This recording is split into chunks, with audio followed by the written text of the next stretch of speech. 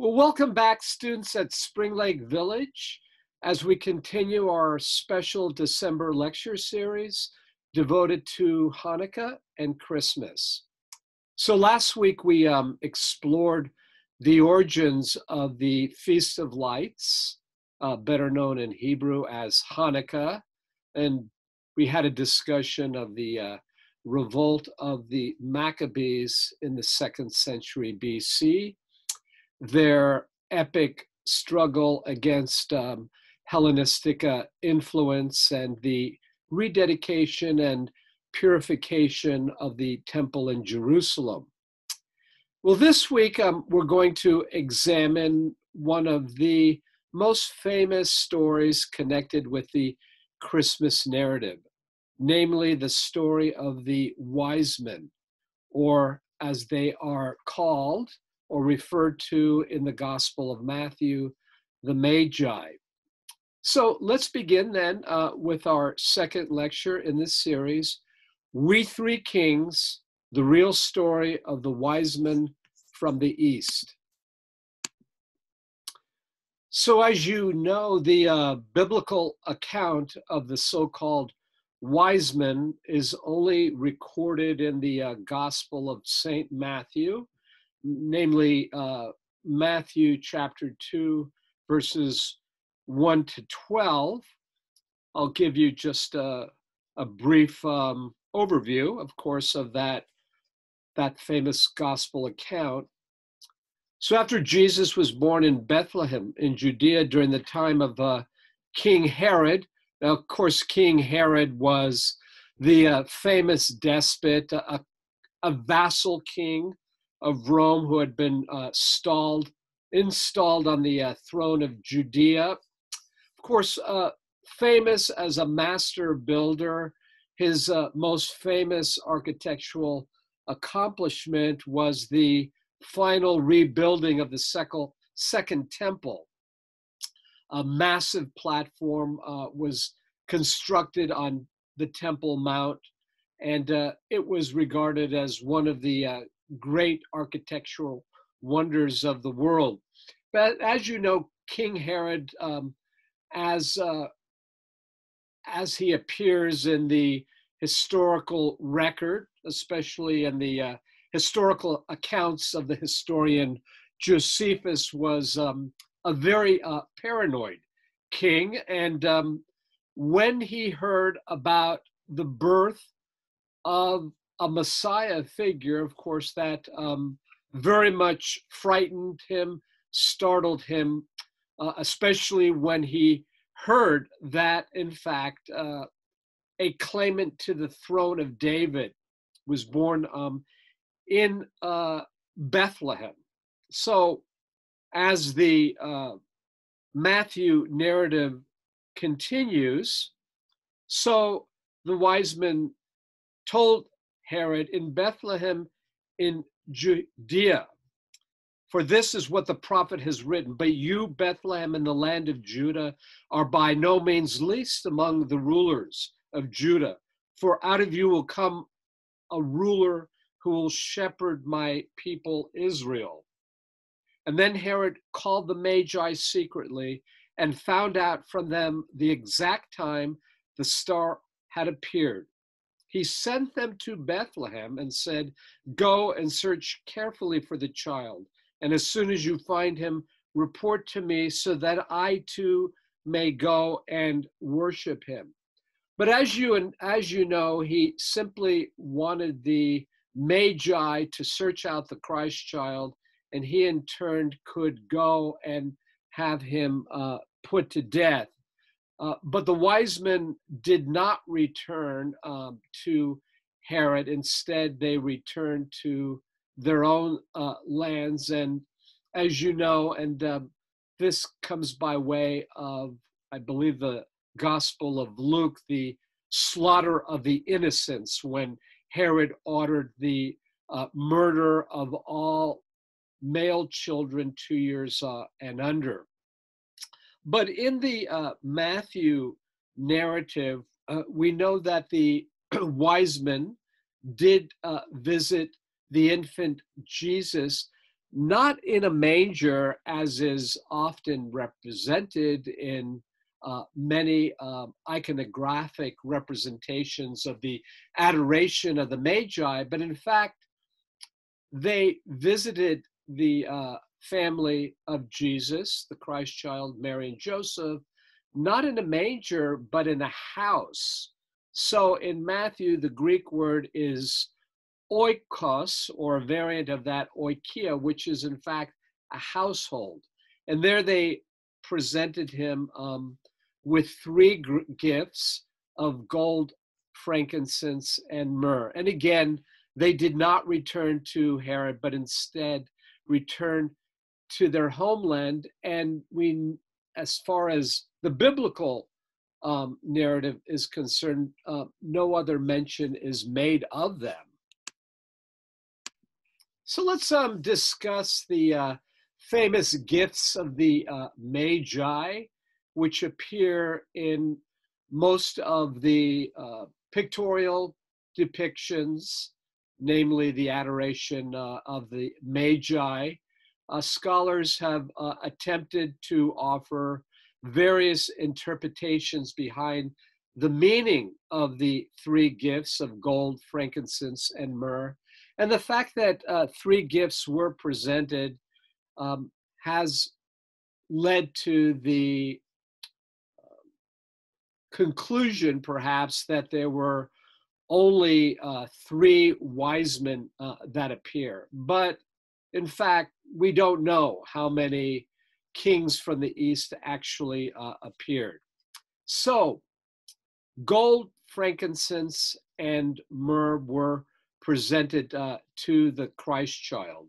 According to the prophet Isaiah, in his discussion of the restoration of Jerusalem, these gifts are evidence that the nations of the world and the kings will praise the Messiah by bringing these significant gifts. So gold, in the historical accounts and previous accounts, is associated with deity and is associated with kingship. So throughout antiquity, gold was reserved for royalty, a very valuable commodity. Because of its scarcity and immense value, gold was particularly associated with royalty and the nobility. So in the first book of Kings, when the Queen of Sheba visited King Solomon, she was bearing great quantities of gold as a gift. So by bringing a gift of gold, the wise men showed that they did indeed consider Jesus a king. There are other references to gold being associated with divinity in the description of the Ark of the Covenant, which held the 10 Commandments. The covenant itself was crafted from acacia wood and was overlaid with gold foil, as was the mercy sheet, which is the lid that was placed over the Ark of the Covenant, and the famous angels, the highest order of angels, the cherubim, that are described in the detailed description of the Ark of the Covenant. The cherubim themselves were fashioned of gold. Even King Solomon's famous ivory throne that's described in the first book of Kings was overlaid with gold. So gold then is associated with divinity, kingship, and the recognition on the part of the Magi that the Christ child himself was kingly divinity. So you see here in this Renaissance painting, the three magi holding the three gifts. And down here, these are actual examples of frankincense on the top, gold, and myrrh. Now, frankincense was a very valuable aromatic gum resin that is still widely available in the Middle East and Africa. It was produced by scraping the bark of certain native species of trees and then harvesting the beads of resin after they had dried. When burned as incense, it creates a strong and beautiful aroma. Now, frankincense was used in many of the state religions of the Middle East and used as the aromatic for the sacrifices associated with the great temple in Jerusalem. It had a sweet smelling scent, and it is associated with the office of the high priest in Jerusalem. So symbolically, Jesus is often identified with the high priest in Jerusalem. So in this way, the inclusion of frankincense as a gift for the baby Jesus may be an indication that the wise men understood that the prophecy of the newborn carried with it, again, this claim of deity, especially Christ's association with the high priest. And then finally, myrrh. It was a fragrant spice that was derived from the sap of native trees in the Near East. And like frankincense, it was used as incense, but it also had a wider application.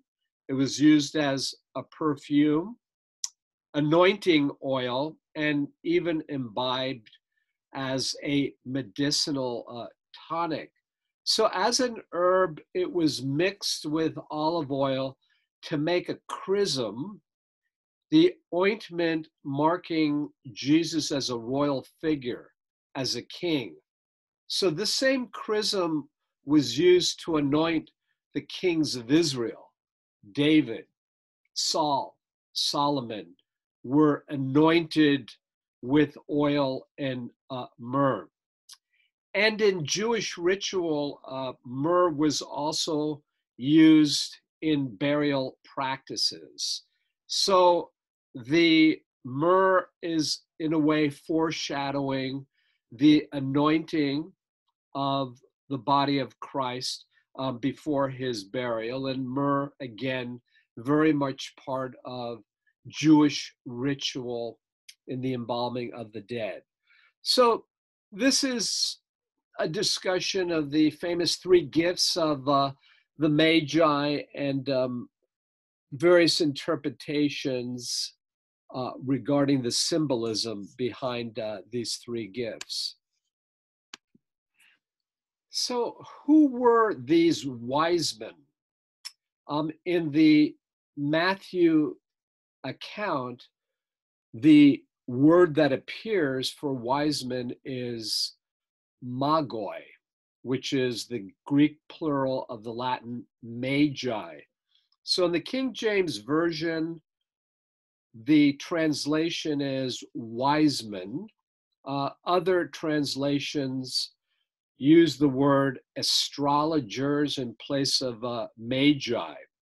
So the Greek word magoi is a Greek word, but not of Greek derivation. In fact, it comes from the old Persian language, an Indo-European language closely associated with Greek, also known as Farsi.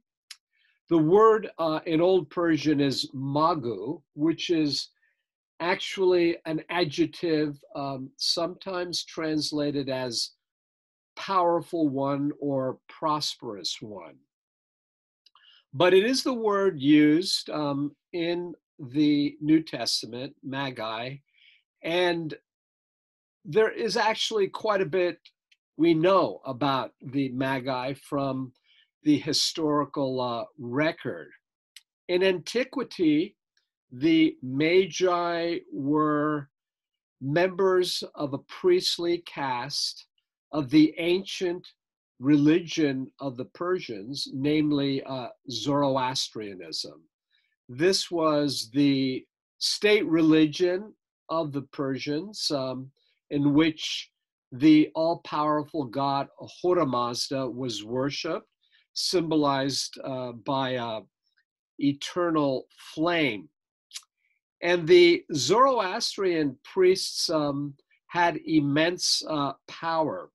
Some believe they came from Media by way of Babylonia. We know that they had the ability to read the stars. So they were astrologers who tried to decipher the meanings of astronomical alignments, interpreted the constellations, etc. They were also diviners of dreams. They had an ability to mediate between God and man. They were believed to wield secret knowledge, occult knowledge, or Gnosticism.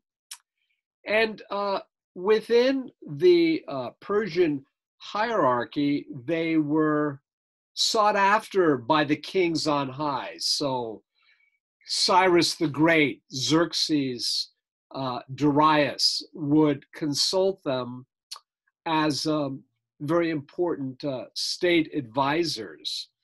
So in the New Testament, the Magi were following the movement of this bright star as astrologers, very much interested in its trajectory over the skies and where it finally appeared over Bethlehem.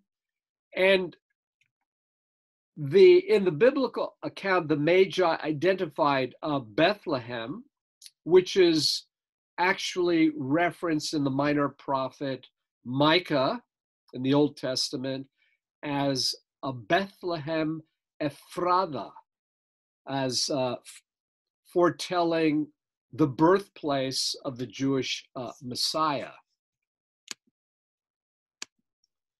So the Magi were a very sacred, powerful caste within the Persian Empire.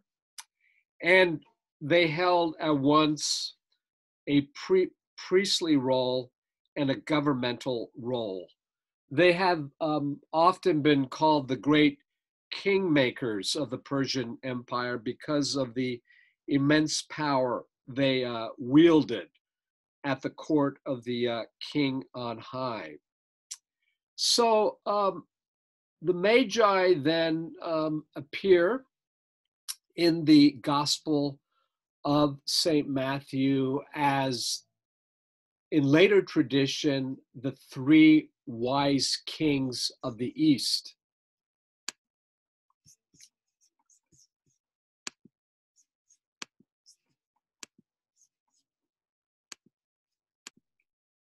So again, we have quite a bit of historical source material that references the Magi.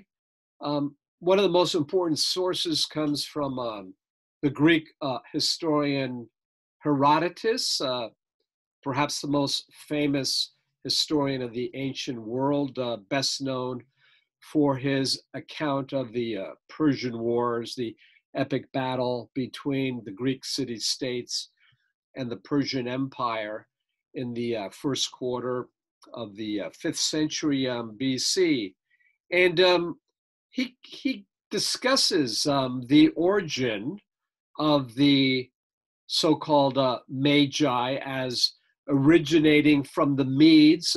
So this was an empire that was overtaken by the Persians, namely by Cyrus the Great.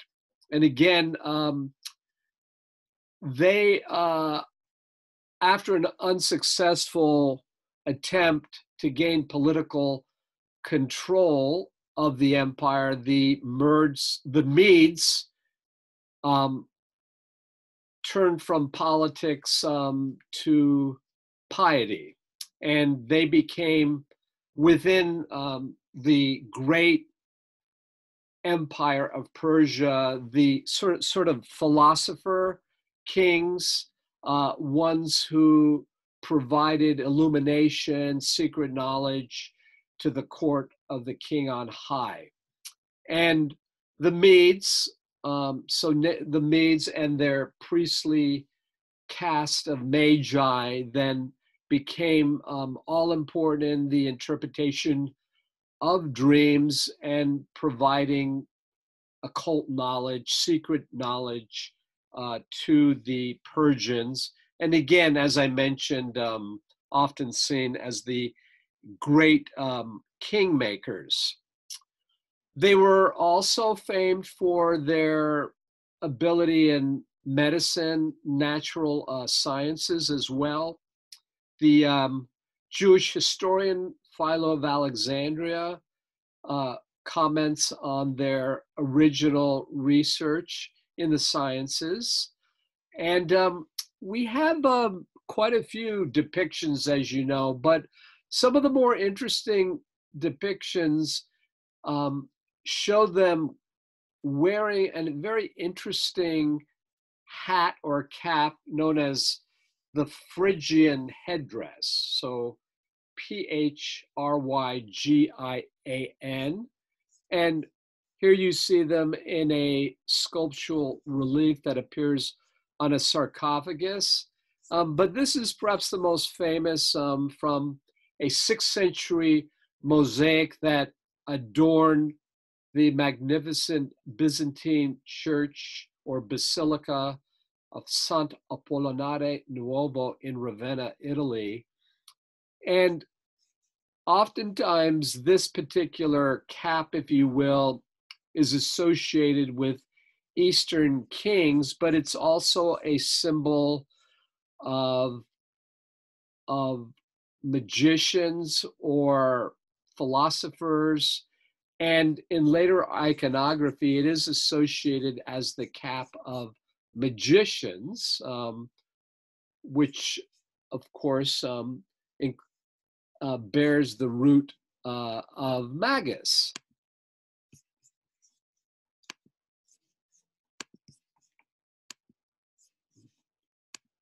Sorry for some of the technical issues going on here. This is kind of hard to read, but this is a fresco from a catacomb in Rome. I believe the catacomb of Domitilla. You see the 3 wise men or magi in front of the Virgin Mary and the Christ child, and they're wearing these interesting Phrygian caps.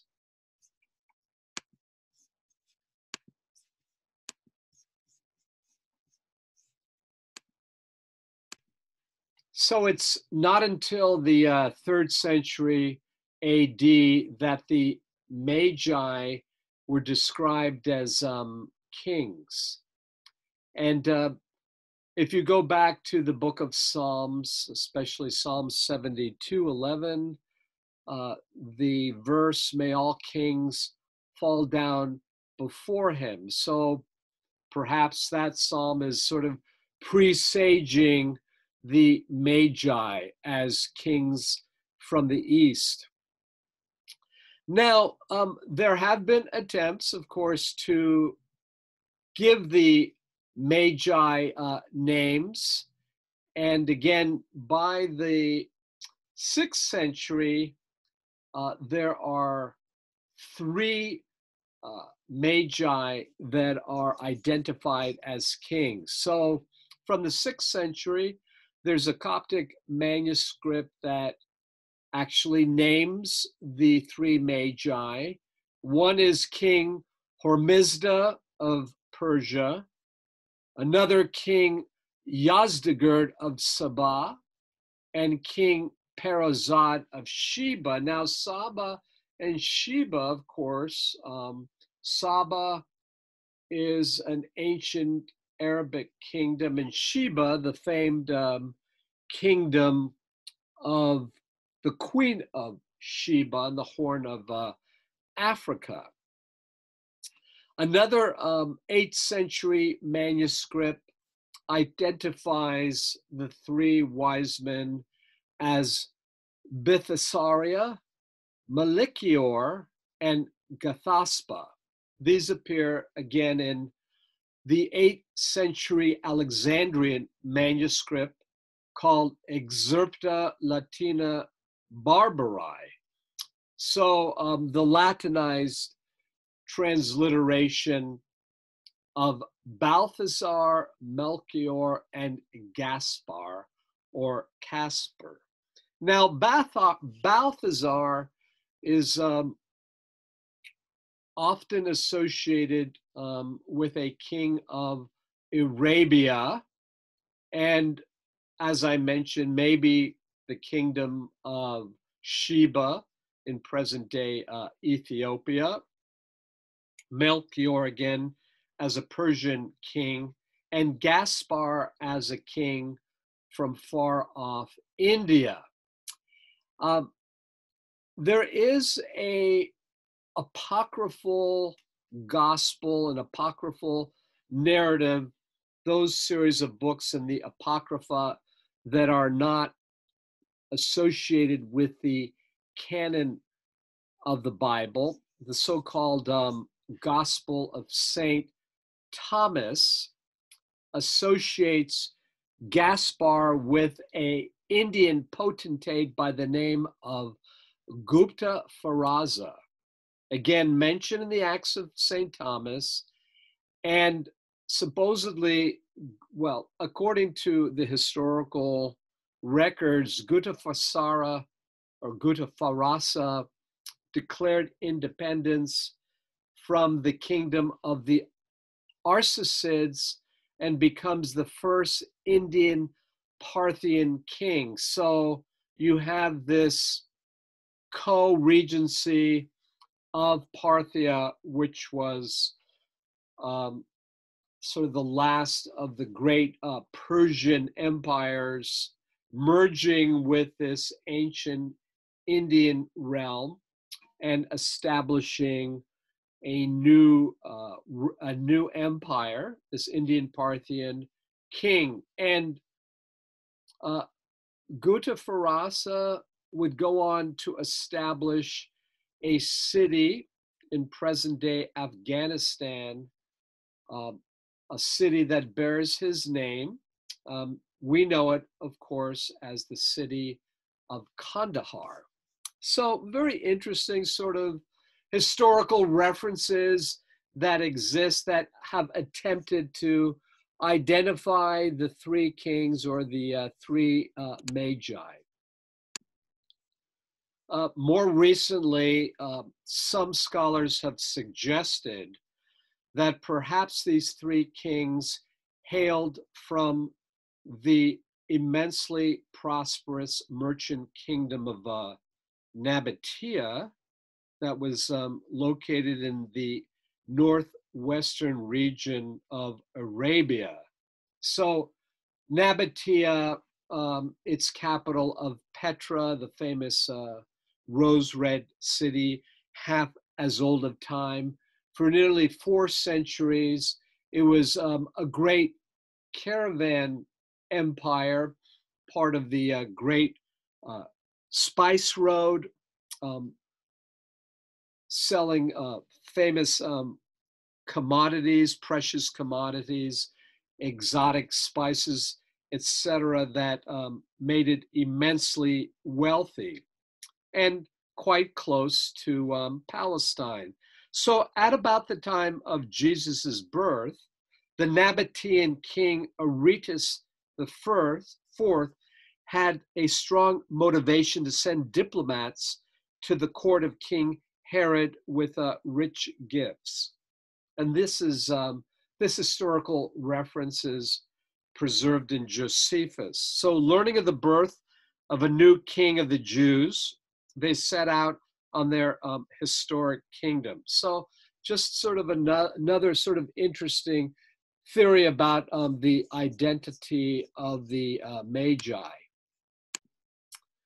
So, as you know, the Magi appear as visitors of the Christ child and the Holy Family at the manger, and many depictions. This is a famous image by the famous Italian painter Giotto, showing the three wise men adoring the Christ child. And so creche images, creche scenes, nativity scenes show the wise men at the manger. But again, as I mentioned in the Gospel of St. Matthew, we are told that he visited the Holy Family at a house, at an oikos.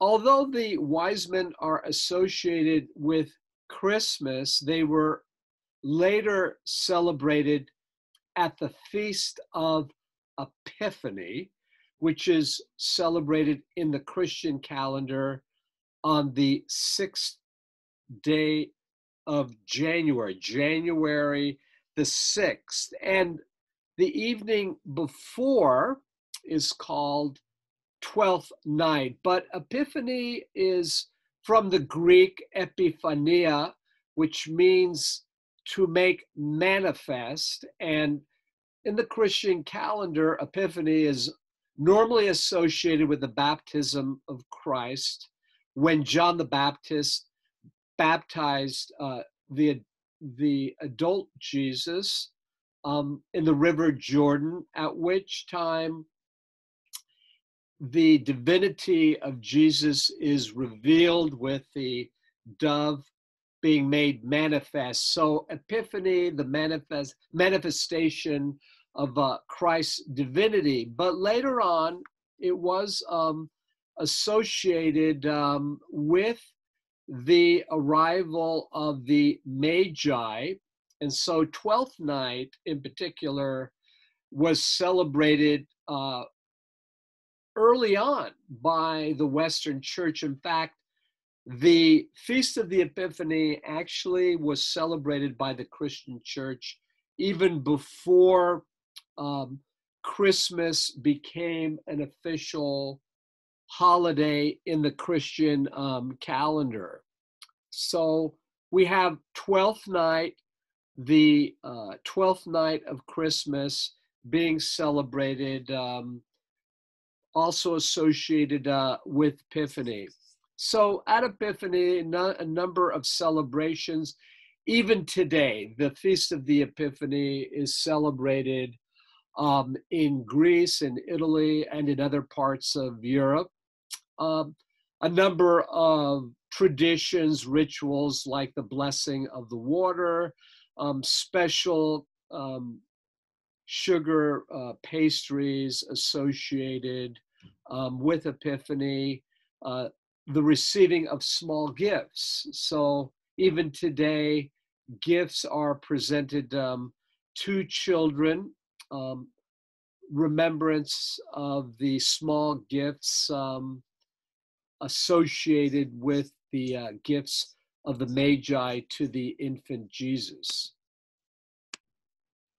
So the story of the Magi lived on, and in some accounts, it is believed they were baptized into the new Christian faith and were martyred for their faith. And their relics eventually ended up in Constantinople, the great city founded by Constantine the Great as the new capital of Rome in the first quarter of the 4th century. Their bodies were purportedly discovered by the mother of Constantine, Helena, and brought to Milan in around 400, and they were later stolen by Frederick Barbarossa in 1162 and given to the city of Cologne, where they became the center of a great cult. Others claim that the three kings died in India. So remember the association of St. Thomas and Gaspar as a Indo-Parthian king. So we also get that narrative associated with India. But according to the account of John of Hildesheim, the relics of the three kings may have traveled to India. They were recovered and eventually brought to the German city of Cologne, where they were placed in the great cathedral of Cologne, and a special golden shrine was created by a very famous goldsmith, the famous shrine of the three kings, in which the three kings were entombed. And for centuries, this became a pilgrimage site, the veneration of the famous three kings. There, I should mention too that their bones were wrapped in royal purple. So purple, as you know, associated with royalty, associated with kingship. So at least from the time of their placement in the shrine in the 12th century, the three kings have been worshipped in the great city of Cologne, Germany. And for the citizens of Cologne throughout the centuries, the three kings became the patron saints. And the crowns of the three kings even appear on the arms and the great banner of the city of Cologne. And they also appear on the seals of the Archbishop of Cologne and even the university. So one will find the heraldic arms of Gaspar, a golden star and a crescent on a field of blue. Melchior's 6 gold stars, also on a field of blue, and Balthasar's on a red-clad Moor who's holding a lance against a golden field. Was the famous golden reliquary shrine of the three kings ever open? It was. In 1864, the remains were examined, and 3 skeletal remains were revealed inside the shrine. One skull of a young man is preserved, one of a middle-aged man, and that of an old man. So if you look at some early depictions of the three magi, they're often depicted as a young man, one as a young man, one as a middle-aged man, and one as an old man. So interesting. You can take from it what you will, but the story of the magi does live on in the lore of Christendom. And so I hope you enjoyed this interesting lecture on the story of the wise men as they appear in the Gospel of St. Matthew, and the later historical references to them, the importance of the Magi as powerful priestly figures in the Persian Empire and the important role that they play, and the later Christian narrative, the identification of the Magi as they appear in later Christian sources, and how they are even revered today. So next week we'll end our three-part lecture series in honor of the Hanukkah and Christmas season with a discussion of Saint Nicholas. So look forward to seeing you again next week. So until then, take care of yourselves.